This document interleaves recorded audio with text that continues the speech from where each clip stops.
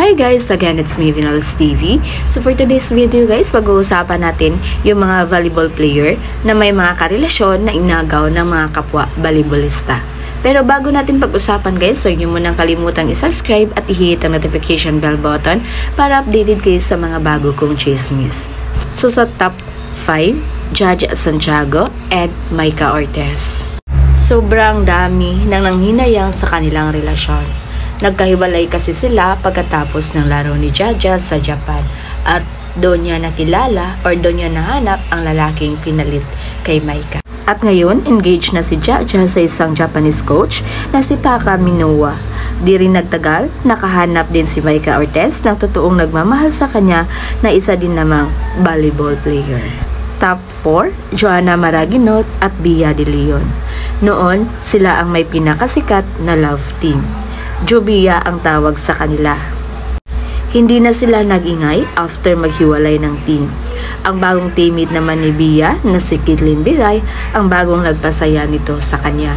Marami din ang nakakita sa kanila na palagi silang magkasama aside pa sa buong team ng Chocomocho Flying Titans. May mga time na makikita natin na sobrang sweet yung dalawa. Top 3, Dina Wong at Ivy Lacsina.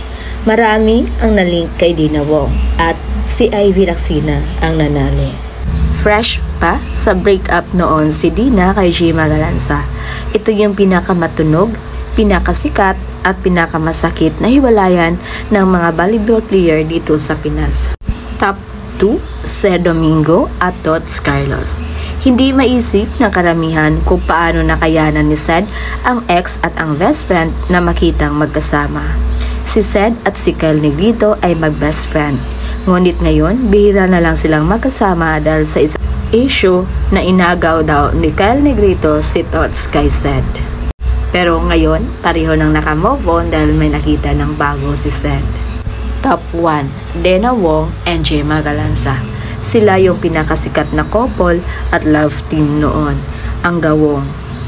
Na kahit hiwalay na sila, marami pa rin ang umaasa na magkabalikan pa sila. Ngunit ngayon, parang malabo na kasi pareho nang nakatagpo ang dalawa ng totoong nagmamahal sa kanila. Kay Boss D, si Ivy Lacsina at kay Gemma Galanza naman si Ila Cruz.